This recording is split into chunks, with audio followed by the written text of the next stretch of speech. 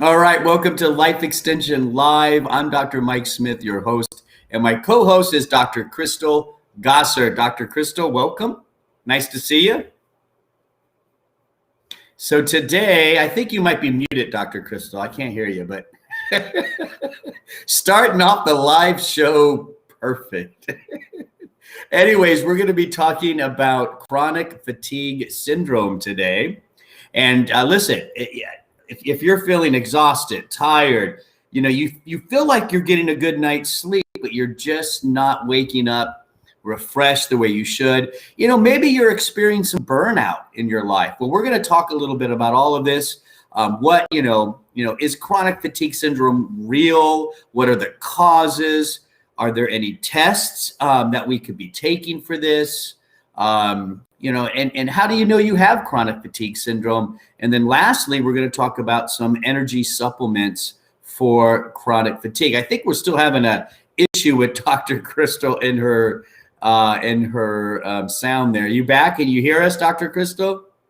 Oh, unfortunately, she is still out. So I'm going to run with it, I guess. So first thing we're going to talk about, because I want to set the stage for everybody, that there is really a well-researched nutrient that has been shown to support energy levels and really help people with chronic fatigue syndrome, and that is French oak wood extract, right? French oak wood extract. Now, listen, this is really cool stuff. There are these compounds in French oak wood that have strong antioxidant power, and they are able to support cellular energy production, which is really, really important if you're dealing with chronic fatigue syndrome or even burnout.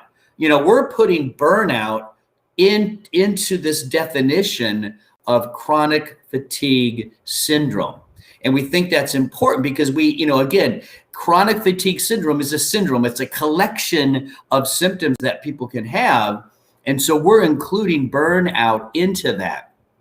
So we're going to get into the details and the research of French oak wood extract coming up. But before we did that, we wanted to talk a little bit about more on what chronic fatigue is, how do we diagnose it, just to give you some background information on that. There is a formal name for this, and Dr. Crystal would be very upset if I didn't actually say the formal name for chronic fatigue syndrome. It's myalgic encephalomyelitis. There, I said it, Dr. Crystal, just for you. We're just going to call it chronic fatigue syndrome. At the end of the day, this is profound fatigue that persists for more than 6 months. It is a real issue that, it's hard to know the exact number of Americans that suffer from this because they are often misdiagnosed, which is a big issue.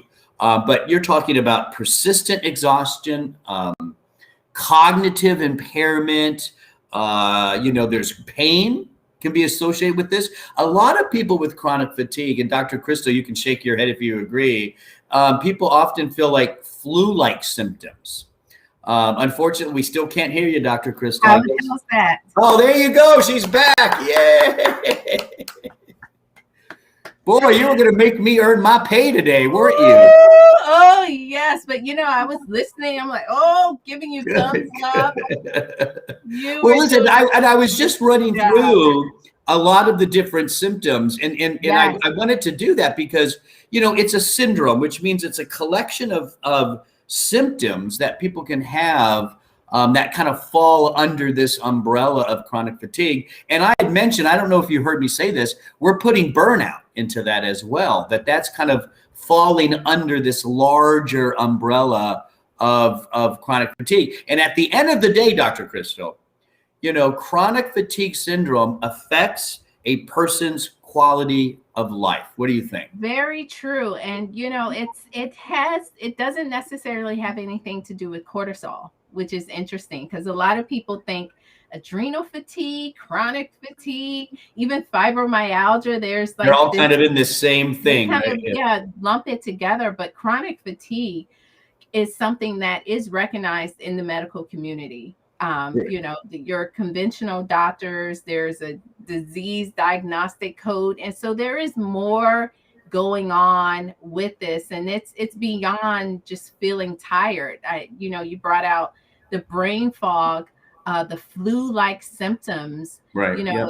It's yes, you're fatigued, and we'll go into some of the classic I guess symptoms. I think we have and how it's diagnosed that kind of Yeah. goes into Well, some of before we go there, what have we learned about chronic fatigue and what causes it? And I know, and again, it still falls under the umbrella of a syndrome, right? So that, and I want the audience to understand why that's important, because it essentially means that there may not be like one thing, right, that's causing chronic fatigue. Anytime you see that word syndrome, it often means that there's probably multiple things going on, all kind of coming together, right, yes, to cause that syndrome. But what have we learned over the years? When I was in medical school, chronic fatigue was talked about a little bit. We really had no idea even how to approach it. We really had no theories on causes, but that was many years ago.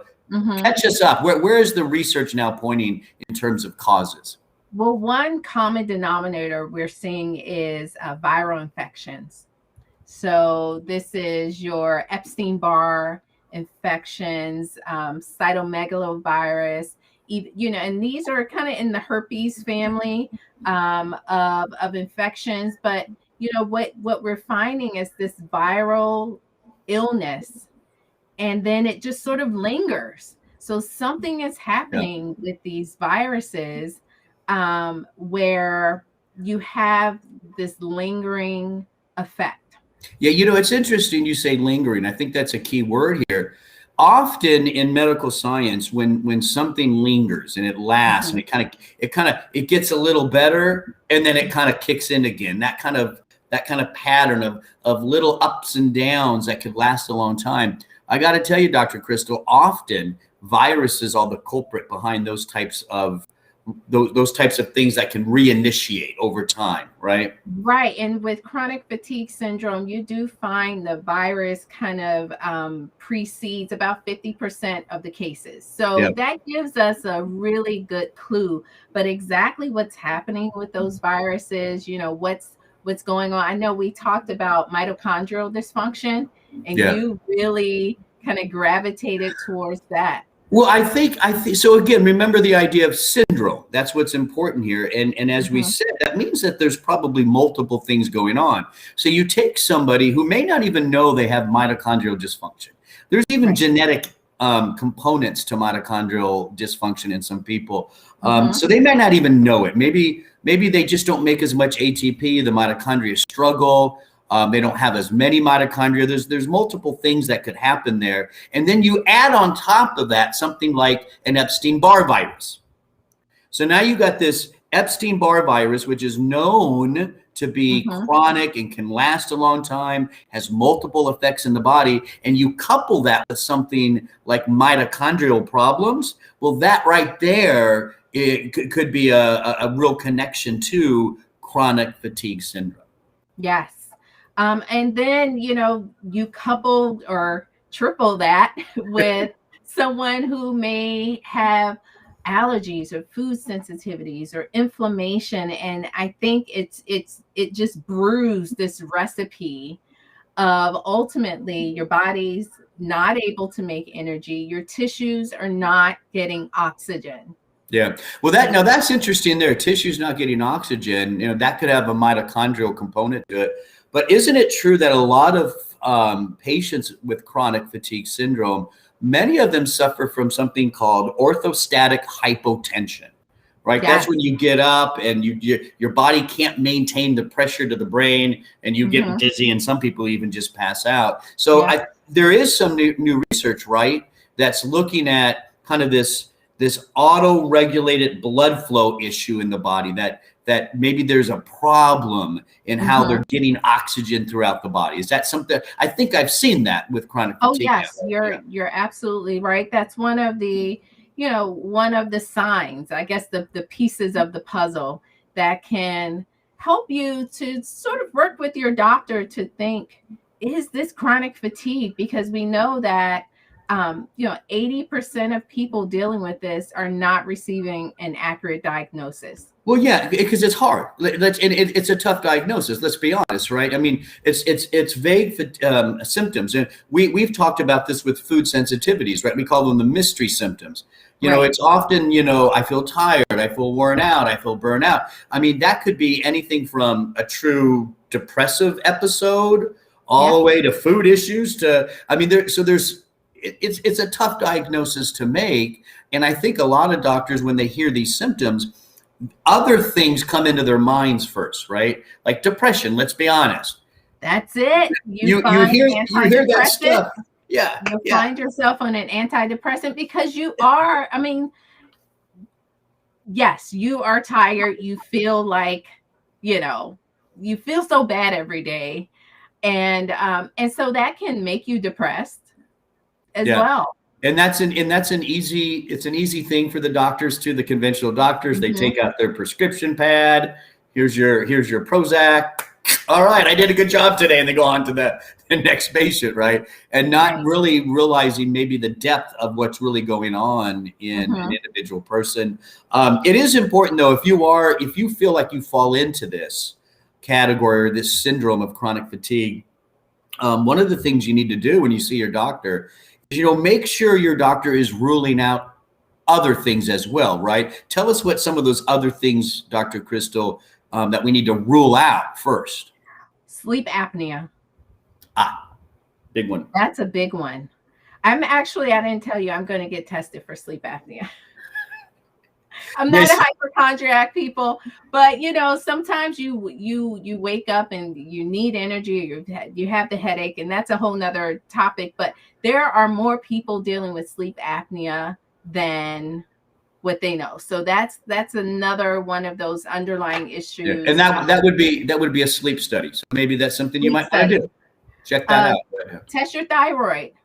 Make sure you don't have an underactive thyroid. Make sure it's not Hashimoto's. Make sure there aren't any antibodies involved.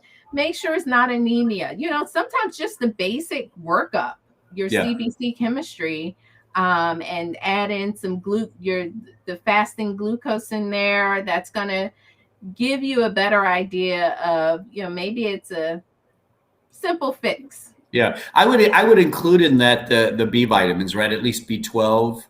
Yes. B12 deficiency could definitely show up kind of like in a chronic fatigue syndrome. And listen, it's possible, by the way, that you have multiple things going on, right? You could have Epstein-Barr infection that's chronic. You could have mitochondrial issues, and on top of that, you got sleep apnea, right? But the key thing about some of these other things to rule out is they're easily treated. Believe it or not, sleep apnea is easily treated. It really is. B12 deficiency, easily treated. So it's important to correct those things first. And then if you're still having those issues, now we got to think more along the true chronic fatigue disease, right? Yes. And so let's, go ahead. No, you go ahead. Go ahead.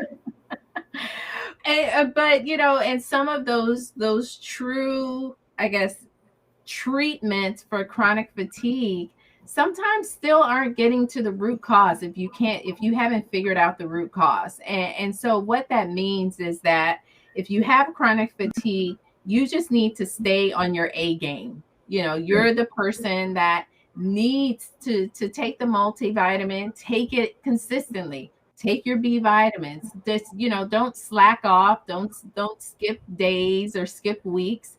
You just need to make sure, you're on the foundational nutrients because your body, you need to give the body all of the reserves.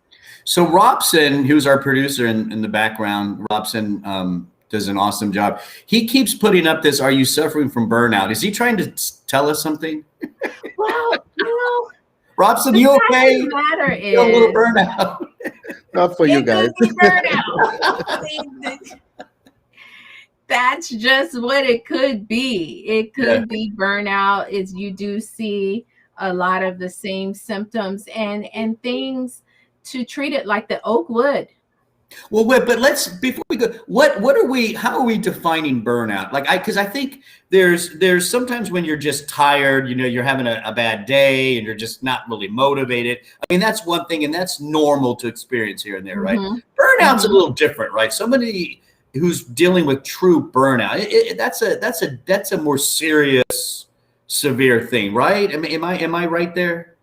Right. Well, it's, I guess if you had to put them on a scale, chronic fatigue would be the most severe thing. Burnout would be kind of a step under, where it's beyond feeling tired. I mean, you can't think clearly. You really are maybe dealing with some depression. You just don't Yeah. have the desire to really move forward. Your work relationships are suffering. Your home relationships are suffering. Your kids are just like, Mom, what's wrong? You Yeah, know, there's a lot of burnout in this country, I think, right? I yes. think there's a lot of pressure placed on people to perform, to excel. And again, nothing wrong with setting goals, nothing wrong to wanting to achieve things, but we all have to keep that stuff in perspective, right? And I think, for me, Dr. Crystal, I do my best to try to listen to my body, right? Your body does give you hints and clues that maybe you need to take a break. Maybe it's time for that vacation day, right? Or that staycation So day. true. Yeah. So true. You find yourself personally, I find myself when I know I need a day. It's when the kids are doing something and it is driving me nuts. And it normally wouldn't. And I'm like, what's happening? Yeah, yeah. They did not deserve that stern talking to. It was not That's that serious, and Mom. that's but see, that's when okay, that's your body basically, your mind saying, okay, Dr. Crystal, we need to take a step back, Yes, right? Let's go put the bathing suit on, take the kids swimming, and have some fun for a few hours, right? Like, exactly. so It's there's not things you them, can it's do. me. Yeah. So let's get into this a little bit, because I started this as you were trying to get back on and stuff. I kind of teased the audience that the French oakwood extract, right, is really good for a variety of reasons for helping with chronic fatigue. So let's get right into that. First, tell us what is this French oakwood extract? What are those key compounds? What are the theories? How do they work? And then we can get into Yes. the research. Well, a couple of things. The French oakwood is the only source of roburants. And these are, yes, those are those oak trees. These are antioxidants, roburants, found only in oak wood. And so you see the oak wood barrels, believe it or not, they have an antioxidant and an antimicrobial effect. So when the wine or your cognac or the alcoholic beverage, the whiskey, is brewing up in those barrels, these are the antioxidants that's protecting and flavoring, but protecting the wine from oxidation. That's interesting. So Yeah. Yeah. it's very, very interesting.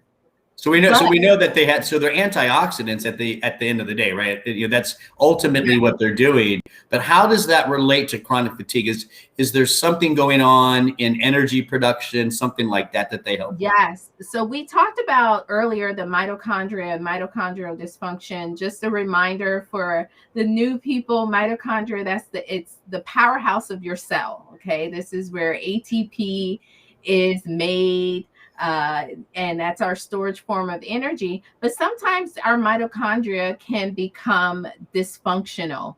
And when the mitochondria are dysfunctional, you really want them out of there. You don't want them in the cell, because it's just clogging up things and negatively affecting that cell's ability to make energy. So what we see is that these roburants from the French oak wood is causing those old mitochondria to just kind of disassemble, get them out of there. And you can kind of use some of the parts to help to keep the cell running and functional. But that's kind of one of the key mechanisms, is helping the cell make more energy. Yeah, more ATP, right? The More energy currency ATP. of the body, which is key. At the end of the day, if you're tired, fatigued, whatever, true energy is coming from the mitochondria, the ATP, not the stimulants. Not as much as we like our coffee. Matter of fact, I have some coffee right here. Right? We love that stuff, but that's not true energy, right? So these compounds within the oak wood are really revving up ATP production, which is what we want. And there's some good research, right? Tell us about the clinical research first with chronic fatigue, and then there's some good information, good data with burnout as well, right? Yes. So the chronic fatigue study, and I think we have a slide for it, Robson. This is a nice study because they were looking at people who were diagnosed with chronic fatigue, and you can see the diagnosis for chronic fatigue. You have to have all of the top three. So that's a reduction in your ability to engage in activity. This is persistent for 6 months or longer, unrefreshing sleep. And then after you exert yourself, after you do something, it could be taking the groceries out of the car, you are tired. So you have to have all of those three components, and then just one of the bottom two. So coupled with cognitive impairment or intolerance of upright posture, that's what Dr. Mike was talking about earlier, that orthostatic hypotension, where you just kind of get lightheaded and dizzy, like maybe when you first stand up. So these individuals in the study had a chronic fatigue diagnosis. And then Robson, the next slide, if you can go to that, they were given 200 milligrams of oak wood and for 6 months. And they also received nutrition counseling. And I would like to throw in, they were given 1 gram of vitamin C, so 1,000 milligrams of vitamin C. Yeah. And look at these results. So this is someone who is feeling bad. They're sleeping better. They can think better. Their joint muscle pain is better. Less headaches and less exhaustion and weakness. And that's taking the French oak wood extract. And again, what we're thinking is happening is kind of helping the mitochondria to make more energy. When the cells can make energy, the whole body is able to make energy. Yeah, that's fantastic research. And so when you think about it, so you have some of the symptoms that we've discussed. You go into your doctor, they rule out, sleep apnea, your thyroid looks good, your B12 level looks good. So everything seems to be okay. And now you're put into that category, based on the criteria of chronic fatigue syndrome. Here's the thing. Conventional medicine really doesn't have an answer for you. There's really not much they're going to give you other than maybe some Prozac, to be honest with you, even though they know it's chronic fatigue. Very true. Yeah, there's really not much they're going to do. And so here is great research showing that a natural extract is able to improve a lot of those symptoms in a relatively short period of time. 6 months is pretty quick, right? Absolutely. And I have to comment on, I think this is Michelle's comment about the post-exertional malaise. It can be delayed. That is very, very true. You can, maybe the next day or 2 days later, you're feeling so tired and you're thinking back, what did I do? What could have caused this? So yes, that's a really good point that you bring up, that you just really don't recognize when you overdo it. And then there was the issue or the question about thyroid issues. In the studies, that's something that's nice with the French oak extract, Jerry, is that it shows a favorable safety profile. Of course, we have to encourage you to always work with your doctor. Of course. But we don't see any literature that there are concerns with that. Of course, if you're taking thyroid medications, you should be taking that away from.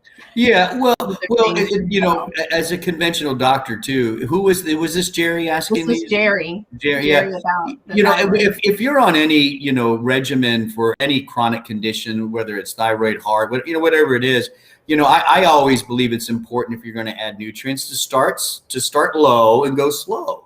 and just kind of see how it affects you overall. That's the best way to do it. You can always add, it's hard to take away. So maybe you try, instead of 200 milligrams, right? Maybe you start with a lower dose, let your body get used to it, see how that affects any medications you're on. Your doctor can work with you. And then once you're fine, you bump it up to the 200 and see if you get the same results in 6 months. So that's how I would approach it. Yes. Yeah. What about the burnout? There was another study for burnout, right? Yes, and I thought that you would relate to this because the surgeons, burnout right? study Yeah. was in physicians, actually 42 surgeons in training and 66 severely challenged professionals. Do you feel like you're a severely challenged professional, Dr. Well, Mike? yeah, in many ways, but I'm not. Chronic fatigue may not be one of them, but yeah, I'm challenged in many Yeah, many they didn't ways. have chronic fatigue, but they had burnout. Yeah. It's many of us have stressful jobs. And so in this study, they took 300 milligrams per day for 4 weeks. And they took a symptom questionnaire. And Robson, we do have some of that data as well. And what we found is they worked better with their coworkers. That's important for surgeons. Trust me. Oh, great! If there's any surgeons maybe watching, I'm gonna get emails. That nicer. Higher level of satisfaction, decreased need for giving up, greater enthusiasm. These are some of the emotional aspects of burnout and chronic fatigue. It's more than just feeling tired. You are mentally drained as well. Yeah, that's awesome. That's really, and that was what, 4 weeks? That's a month, basically. 4 weeks. Yeah. Yes. So that's really good information. So where would you like? So I don't know, when you see one study for chronic fatigue at 200 milligrams, another one for burnout at 300. I mean, I think I would suggest the 200 maybe for most people to start with. See how that goes. But there is good data of efficacy and safety at 300 milligrams as well. Yes, and I found a review article that kind of went through a lot of the different studies with the French oakwood extract. And that review article, I mean, there are studies beyond chronic fatigue, burnout, even some of the symptoms, like the triggered the symptoms that is kind of the trickling down. That was what I was trying to say. The trickle down. Took you a long time to get that up. The low libido, and there's so many other components that's kind of revolving around poor energy production. Yeah. And that's great. Awesome. Yeah, great information. So again, remember, we're talking about a syndrome. There's multiple symptoms and probably multiple causes, right? We went through some of those. The viruses, I think, are big. Couple that with, mitochondrial issues. Definitely, if you feel like you're one of these people that have chronic fatigue, see your doctor. Rule out some of those things that are easily treatable first, right? Right. Correct your thyroid, correct your sleep apnea, correct any B deficiency. And if you still have issues, then maybe you really do fall under this umbrella. And at that point, there's really no tests. There's nothing you can do. It's a diagnosis of exclusion after you excluded all this other stuff. And then you can maybe try something like French oakwood extract. We have a great article, right, Dr. Crystal? I think it's at lifeextension.com/burnout. That's lifeextension.com/burnout. Check that out for more of the details of a lot of the stuff we just covered. Dr. Crystal, fantastic job. I'm glad we fixed your microphone. That was nice. Oh, yes, I'm glad I made it back for you, Dr. Mike, but all of you who are watching. So everyone, thank you for watching Life Extension Live. Don't forget, we go live every Wednesday. We would love to see you there. Comment, share. We'd love for you to participate in all this. So I'm Dr. Mike. Take care.